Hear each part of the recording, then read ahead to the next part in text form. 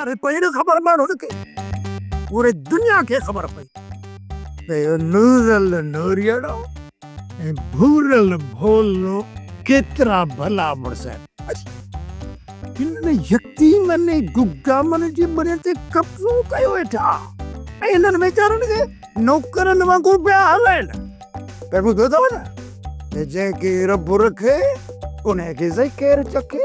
हा बेशक हाजी लकुड़ सचो आई। हाणे मुंहिंजी ॻाल्हि ॿुधो, ही उबतो ऐं सुबतो हाणे चइनि घरनि जा चङा मुड़ुस आहिनि ऐं तव्हां सभिनी खे हिननि ॿिन्ही जी इज़त करणी पवंदी। लॻे नारो उबतो सुबतो जिंदाबाद जिंदाबाद उबतो सुबतो दा बुरा जीअं हो पंहिंजे अखियुनि सां ॾिस हो असारा ॿई जेके सौट आहिनि न इहे गुंदड़ा लुदड़ा बेहया बेशरम पहिरियों त असांखे नी लूसी लकुड़ जे हथां फ़ैसिले में बुछड़ो करायऊं। हाणे वरी होॾे ॾिस पंहिंजी कामयाबीअ ते पिया था नारा हणनि। अदा छॾ त ॿुधायां न मुद्दत न धान ओदा थधो थी बेली एॾो गरम न थीजे, एॾो गरम ई न कंहिं वॾी फ्रिज में 2-3 ॾींहं सुम्ही पओ जॾहिं थधो थी वञे न ओहिड़े क़िस्म जी ॻाल्हि कजांइ।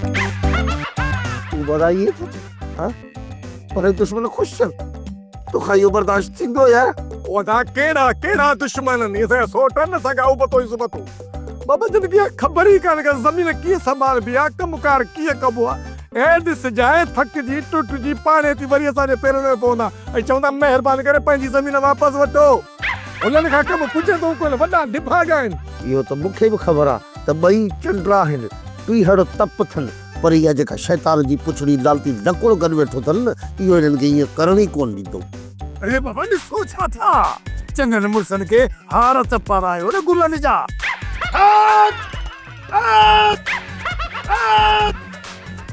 जिए उबतो सुबतो जिंदाबाद लॻे नारो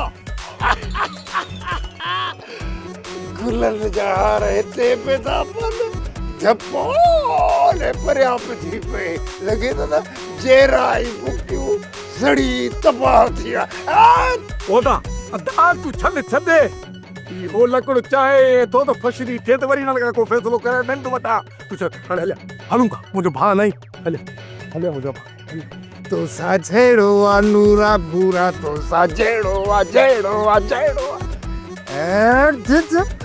लूसैटो आंटा साड़िया थमा वञा जिगर जे रात जा रहिया पिया अथव पुट जहिड़ो आ सोप सीरियल जहिड़ियूं ज़ालूं तहिड़ा मुड़ुस तमाम एपिसोड्स ॾिसो HD क्वालिटीअ में। विज़िट करियो असांजो YouTube channel Sindh TV HD drama.